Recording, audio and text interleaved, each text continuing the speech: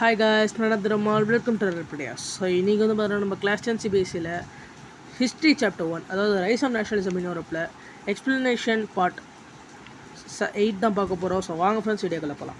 So இப்போ நம்ம என்ன பார்க்க போகிறோம்னா the strange case of Britain. So இதுக்கு முன்னாடி நம்ம ஜெர்மனியில் வந்து எப்படி ஆர்மியால் வந்து ஆர்கிடெக்ட் ஆஃப் அ நேஷன், அதாவது ஒரு நேஷனை வந்து எப்படி ஒரு ஆர்மியால் க்ரியேட் பண்ண முடியுதுங்கிறத பார்த்துருந்தோம். ஸோ அதுக்கடுத்து வந்து என்ன பார்த்துருந்தோன்னா நம்ம வந்து இட்டாலியை பற்றி பார்த்துருந்தோம், இட்டாலி எப்படி யூனிஃபைட் ஆகுதுங்கிறத. ஸோ இப்போ வந்து பார்த்தீங்கன்னா நம்ம ஸ்ட்ரேஞ்ச் கேஸ் ஆஃப் பிரிட்டன் வந்து பார்த்தோன்னா பார்க்க போகிறோம். So strange case of Britain, இப்போ பிரிட்டனில் என்ன நடந்தது? So the model of nation of or the nation state some scholars have argued is great Britain. In Britain the formation of the nation state was not a result of sudden upheaval or revolution. So பிரிட்டன்லேயோ வந்து பார்த்திங்கன்னா nationalism நடந்தது ஒரு sudden அப்ஹேவலையோ இல்லைன்னா ஒரு ரெவல்யூஷன்லையும் நடக்கலை. It was result of long drawn of process. There was no British nation prior to the 18th century. So British nation பார்த்தோம்னா 18th century முன்னாடியே எதுவுமே இல்லை. There were no British nation prior to 18th century. The primary identities of the English who inhabited the British Isles were ethnic ones, such as English, Welsh, Scot and Irish. So அந்த இடத்துல வந்து பார்த்தீங்கன்னா பிரிட்டிஷ்னு சொல்லிக்கிறதுக்கு வந்து பார்த்தீங்கன்னா ஒரு கூட்டமே இல்லை. அந்த இடத்துல வந்து பார்த்தீங்கன்னா டிஃப்ரெண்ட் எத்தனிக்கான குரூப்ஸ் இருந்துச்சு. இப்போது வெல்ஷ், அப்புறம் வந்து பார்த்திங்கன்னா ஸ்காட், ஐரிஷ், இவங்களாம் வந்து பார்த்தீங்கன்னா ஒவ்வொரு இடத்துல இருந்தவங்க. இவங்க எல்லாரும் வந்து பார்த்தீங்கன்னா முன்னாடி வேறு வேறு கல்ச்சுரல் அப்புறம் பொலிட்டிக்கல் ட்ரெடிஷன் இருந்தது. ஒரு இங்கிலீஷ் நேஷன் வந்து ஸ்டெடிலி க்ரூ ஆகிறப்போ வெல்த்தில் இம்பார்ட்டன்ஸ் அண்ட் பவர்லேயும் it was able to extends its influence over the other nation of the island. The English Parliament, which had seized power from the monarchy in 1688 at the end of protracted conflict, was the instrument through which a nation state with England as its corner came to be forged. The Act of Union 1707 became England and Scotland that resulted in the formation of the United Kingdom of Great Britain. And in effect, the English was able to impose its influence on Scotland. The British Parliament was henceforth dominated by its English members. The growth of a British identity meant that Scotland's distinctive culture and political institutions were systematically suppressed. The Catholic clans that inhabited the Scottish Highlands suffered terrible repression. Whenever they attempted to assert their independence, the Scottish Highlands were forbidden to speak their Gaelic language or wear their national dress, and large number were forcibly driven out of their homeland.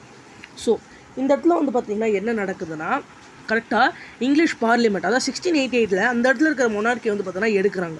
So அவங்க வந்து என்ன பண்ணுறாங்கன்னா அப்புறம் வந்து அந்த இடத்துல இருக்கிற மொனார்க்கி எடுத்துகிட்டு அதை வந்து ஒரு இன்ஸ்ட்ருமெண்ட்டை யூஸ் பண்ணுறாங்க.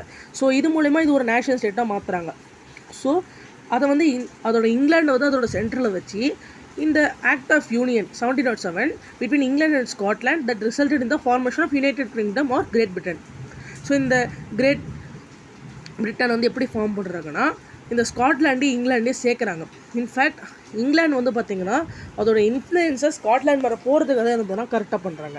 ஸோ பிரிட்டிஷ் பார்லிமெண்ட் வந்து பார்த்திங்கன்னா இங்கிலீஷ் மெம்பரால் எப்படியும் வந்து பார்த்திங்கன்னா அதிகமாக தான் இருக்கும்.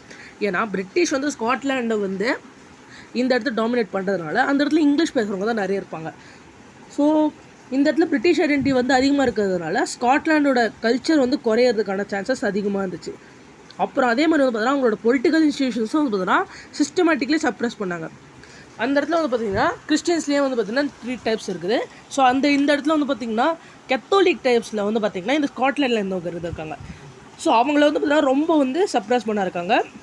இவங்க வந்து பார்த்திங்கன்னா டிஃப்ரெண்ட் டைப் ஆஃப் கிறிஸ்டியன்ஸாக இருந்திருக்காங்க இந்த இங்கிலாண்டில் இருந்தவங்க. ஸோ அவங்க வந்து பார்த்திங்கன்னா இவங்கள ரொம்ப வந்து பார்த்திங்கன்னா ரெப்ரெஸ் பண்ணியிருக்காங்க.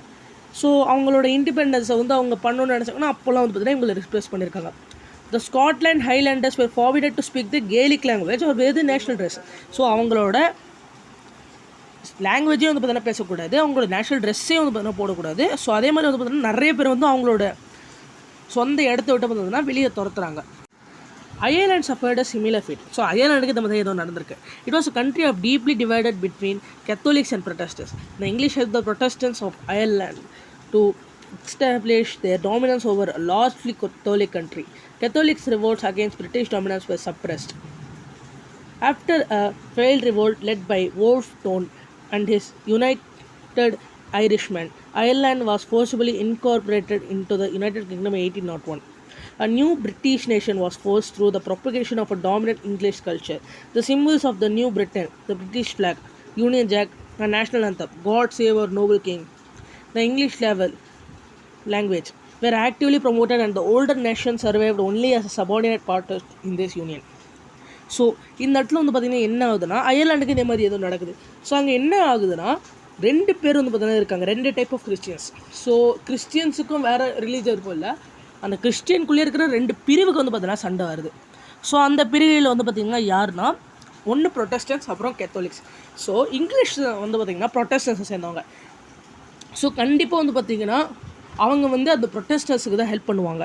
ஸோ அவங்கள ஹெல்ப் பண்ணி அந்த ஐரிஷ்லேண்டில், அதாவது அந்த ஐரிஷ்லேண்டில் வந்து பார்த்திங்கன்னா ப்ரொட்டஸ்டன்ஸ் வந்து ஹாஃப்னு சொல்ல முடியாது, ப்ரொட்டஸ்டன்ஸும் கெத்தோலிக்ஸ் அந்த இடத்துல மெஜாரிட்டி.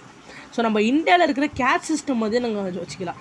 ஸோ அவங்க வந்து பார்த்திங்கன்னா மேஜர்லி வந்து இந்த கெத்தோலிக்ஸ் கிறிஸ்டியன்ஸை வந்து கொஞ்சம் லோ கிளாஸ் மாதிரி வந்து பார்த்தீங்கன்னா பார்ப்பாங்க.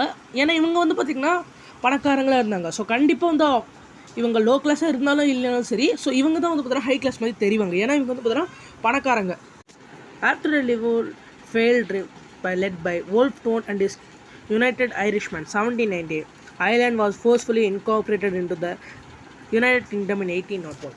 ஸோ இந்த இடத்துல மாதிரி வந்து பார்த்தீங்கன்னா பிரிட்டிஷ் டாமினன்ஸ் வந்து ஐரிஷ் லேண்ட் மேலே இருந்ததுக்கப்புறம் என்ன ஆகுதுன்னா வோல்ஃப் டோனும் அவரோட வந்து பார்த்திங்கன்னா நிறைய பேர் ஐரிஷ்மென்லாம் சேர்ந்து வந்து பார்த்தீங்கன்னா ஒரு ரிவோல்ட் பண்ணுறாங்க. ஆனால் அது வந்து பார்த்திங்கன்னா சக்ஸஸ்ஃபுல்லாக இல்லை, it was a fail revolt. So அது வந்து பார்த்திங்கன்னா 1790 நடக்குது.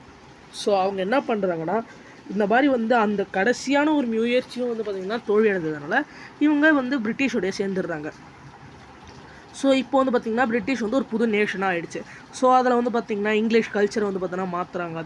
த symbol of a new Britain, ஒரு பிரிட்டிஷ் ஃப்ளாக் வந்து பார்த்தீங்கன்னா புதுசாக எடுக்கிறாங்க இப்போ இருக்கிற, அதாவது யூனியன் ஜாக்னு வந்து பார்த்தீங்கன்னா ஒரு சிம்பிள் எடுக்கிறாங்க. அடுத்து வந்து பார்த்திங்கன்னா நேஷ்னலிசம், அதை நேஷ்னலிசம் என்னென்ன வந்து பார்த்தீங்கன்னா God save our noble king. So அது வந்து பார்த்திங்கன்னா நேஷ்னலிசம் எடுத்துக்கிறாங்க. அப்புறம் வந்து the English language were actively promoted and the older nation survived as only subordinate partners in their union.